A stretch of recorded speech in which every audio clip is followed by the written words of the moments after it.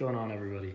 So I haven't really seen a lot of videos on this, and since I have the bumper off and I finally have everything started up and the cooling system was figuring itself out and burping, I wanted to take the time to kind of run through this just in case anyone was having any issues on this. So I just installed the Bwoody heat exchanger on my 2019 Charger Hellcat. I'm pretty sure the install is the same for all of them. But some things of note to kind of pay attention to when you're installing this that I wish was in the instructions, but it wasn't. So this is the Street Series right there. And you can see it actually mounts up right on the bottom of the radiator support. First off, the instructions say that you need to take the wheels off on the car, and that's not necessarily the case. So what I ended up doing is I jacked up the car, I put on a jack stand right on the bottom of the frame piece, and just having the car kind of lifted off the air gave me enough room to get in here to get the 2 bolts. There's actually 2 bolts that connect this. There's one like right here and one right here. And then, well, I guess there's a third, which is, it's kind of like down in here. Removing the bumper isn't really the difficult part, but you don't technically need to remove the tires in order to get there. I just jacked it up and I had plenty of room, kind of crushed my hands a little bit. But it wasn't like too bad. It was just a little tight. The other thing, taking getting these on was pretty difficult. So what you do is you attach it to the actual heat exchanger itself, and you're supposed to kind of put it in an angle, bend it up, and push it through. Well, I found that the actual radiator moves slightly, because you'll see that these kind of actually hit the radiator when you're putting it on. So I was kind of like, oh God, like I'm gonna injure something. But apparently like this moves just enough to get this going. One thing to look out for making contact, let me see if I can turn a flashlight on, probably can't. But the radiator that sits right here, hold on, let me just turn a flashlight on. Okay, this might be a little better and easier to see. So you can see there's plenty of clearance right here. This is the heat exchanger and this is the radiator. Plenty of space. But on this side, right there, you can see that little tank it's attached to the radiator. Now it might be hard to see on camera, but there actually is space in there. Literally looking right in. Oh wow, there's like a dead bee already on my heat exchanger. That's kind of cool. But there's like barely enough space in there. And the way to move it is you kind of got to like pry these back as you're kind of straightening it out. So that was kind of a tight fit. When I was installing this part, so putting these on excludes the silicone. It was kind of terrible to get it in there, because once I had it mounted, I realized maybe I should put some silicone on. So these actually don't tighten down very far. I think there's a stopper in here, and it's, I mean, I put like 120 foot-pounds on these to try to tighten it even farther, and it wouldn't even go. So I guess there's a stopper. So if you have a lot of threads left, I think I had 5 threads left. I guess it's normal, so it's not a big deal. Putting these hoses on was absolutely a pain in the butt. I actually put a little bit of heck, I actually think it's right here. So I took a little bit of this on my finger and kind of rubbed it in the center of this. And twisting it back and forth. It kind of went on a lot easier. I also put my heater, little space heater, on it to kind of heat up the rubber to get it in. That made it a lot more simple. Trimming all this stuff was kind of a pain, because normally this would come out all the way out to here. And you can see like I was making marks and stuff because I was debating how to cut it. Kind of wanted some extra clearance here, but I didn't want to cut like all of this off, especially because I actually had it installed. And getting it in and out was a pain. So once I had it in, I was like, whatever, I'm just gonna leave it in. And then the same up top, I kind of kept, like this top part, it looks like crap, but you know, there's just a little plastic trim piece and I didn't want to cut along the metal. So I just made enough clearance to kind of get that in there. I used a residual hose to kind of protect this. So I actually want to put another zip tie on that one to make sure it's good to go. I connected it right here. So you have a little hole right here, and then I ran the zip tie through there and kind of tightened it up, and then have the extra hose to kind of protect it. So your top one feeds into the factory heat exchanger. So this is the factory one right here. It has a little cover on it. That's what it looks like. So that goes here. Again, absolute pain in the butt to get it in. It'll go. It's just a very tight fit. And then this one up here was actually a little bit easier to do. So the factory piece just connects here to here, which this is your pump, the heat exchanger pump. So the heat exchanger pump will pump that coolant through here, goes into your heat exchanger, and then it funnels back out and goes into your supercharger reservoir. So getting this off, it's kind of a pain. I tried using coolant clamps, thinking like, oh, maybe I can keep most of the fluid in there. So it'd be easier for an install and I didn't have to worry about trying to burp the system so much. I attached one right here. It kind of worked, but it got in the way when I was trying to pull this hose off. So I ended up taking it off and just draining it all out. I just put like a little bucket under here and it kind of spilled everywhere because I had left my splash shield on. If I had to do it again, I'd probably take the splash shield off because there's just a couple of other bolts under there. I didn't know all the coolant was just gonna pile up on there. And I think, yep, there's some in there too, which I need to clean up. So that was kind of a pain, to be honest. I didn't know how much coolant was gonna come out. I used the factory braided, like protectant right here, just to make sure everything was good, and then attached more extra coolant lines, just to make sure, because this is right where the bumper's gonna sit. Getting these things off, I don't know if it was just me, maybe it's because I didn't have the tire off, was a pain in the butt. And what I ended up doing is I reached in and I pulled out the side marker, and then I was able to disconnect it. So hopefully when I reinstall it, they'll just clip back in and then I'll be good to go.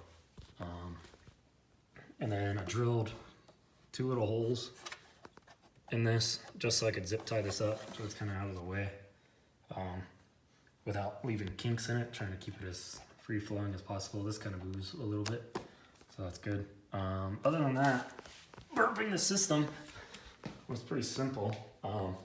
What I ended up doing is just filling it up. I have coolant concentrate and then distilled water. I was mixing it in there and then mixing it in the cup and then kind of putting it in there. I also used some wetter water. That's what I had in it before. It was doing pretty good with that. So I put it in there. I let it kind of burp itself. You'll see it kind of air bubble out. Then it'll stop. And then I filled it actually past the cool fill line. I started up the engine. I came over here and watched it, and it like sucked it all down. As soon as it started kind of getting close to down here, I cut the engine back off, refilled it up again, started it back up, and then it kind of slowly started stabilizing. I'm gonna put more in there. I was just kind of letting it sit after I turned it off to make this video. Yeah, it's kind of loud when I have it running. But yeah, I just got the bumper support off. I was gonna try and like kind of adjust it to make it fit over it, but I really don't care. So, I mean, that is what it is. There's only a couple little clips that hold it in place. I think there's 5 of them right there. The 2 that were hardest to get were actually these 2. They're like, they sit there and they sit right in here. It's just hard. I kind of use like a screwdriver to kind of pry out the corner, but then I use this to kind of pull the rest of it out. That's pretty simple. But yeah, that's what the bumper looks like without the support in it. When you go to reinstall it, it actually has these pins in the bumper, which make it easy to kind of like slide right back in. This part just stays connected, so you don't have to worry about that. Yeah, jacking up the car, I jacked up the driver's side. So I just put the tires on here because apparently these things, when you jack them up, they like to kind of pivot and slide a little bit. I have my emergency brake on just in case. I'm kind of weird about putting the car on jack stands, but I mean, it is what it is. But yeah, I just want to make a quick video on kind of how this thing will sit when you install it.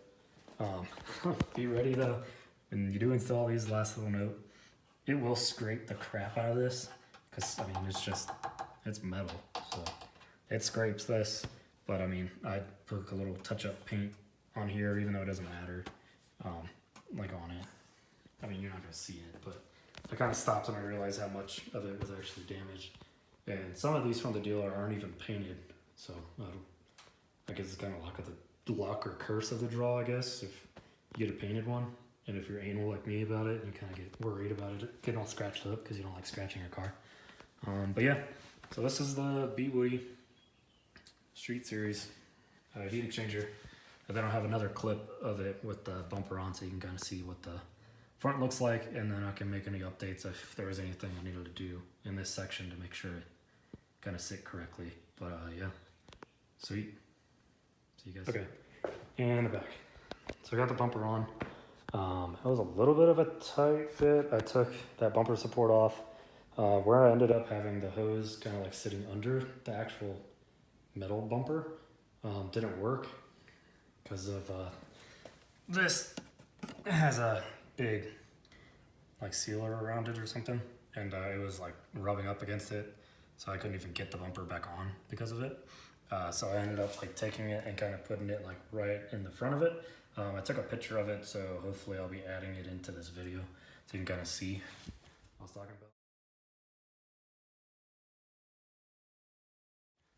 about. Getting these bolts back on was a pain. As you can probably tell, it was like cutting me up getting them back on. But got everything back together, thankfully. Kind of went relatively smooth, I guess. The big thing was, since I didn't take the splash shield off, I was trying to like hold the bumper up and then get the splash shield to sit under the bumper, which was a pain in the butt by myself. If you have a buddy to help you out, it'd probably make this whole thing a lot easier. But yeah, I like the install. I know I'm kind of like in the garage. It's like raining outside, so I'm not gonna take it outside. But you can see it. I like because it's kind of subtle. That right there is my little license plate thing that I put there. That's all that is. But yeah, it looks pretty good. Really good. You can see the hoses in there, I hope. Oh, it's kind of dirty. I definitely need to give her a bath, that's for sure. But yeah, I like it. I'm pretty curious to know how it's gonna feel and respond. I do have the, I can't even remember what it's called, but I have the intake, JLT intake, and then I have the supercharger spacer and a thermal blanket on the bottom of the blower. I can't remember who it was by. I don't know. But yeah, my intake temps are pretty good, but when I do take this to the track, I mean, just sitting and idling so long, waiting, they just get pretty hot pretty quickly, even though, you know, I mean, you have vents going right into the intake and everything like that, but it can only do so much. Thankfully, like the 19s has the cooler mod, or the, what's it called? Like the after run chillers. So what it does is like when you turn the engine off, if it senses the intake temps are too high or the coolant temps are too high, it'll run the fans and it'll try to cycle that coolant and just get it all cool for you, so it helps with the run. I know the 19s pulled that from the Demons, which is pretty cool. But yeah, I mean, that's pretty much it. Here's a little, just walk around on the car. I just got the FR5 20x11s. Those are just the stock ones because it's kind of winter out here. But 20x11s, and then I have 315 3520s in Michelin Pilot Sport 4S's. That will be going on the back, and then I have just the normal stock size up front to get a little bit better traction. Can't really see, but that's the exhaust. Well, the exhaust. I have the Carvon tips, the 5-inch tips, then the ZL1 add-ons, diffuser or splitter, wicker bill, whatever in the hell they call it, and then like the carbon fiber diffuser, which I like a lot. I ended up getting that plastic one that you can get from like Amazon, and within like a month it started peeling. So it was like crap. And then trying to take it off, it literally broke coming off. So I was a pain in the butt. And then I'd always recommend getting these little splash shield guard things. You really can't notice them too much, but I kind of like them. And it keeps all like rock and debris from hitting the car. So, but yep, that's the car. That's the install. I hope you guys found this informative, and yeah, hoping to plan on making more videos. But see you around.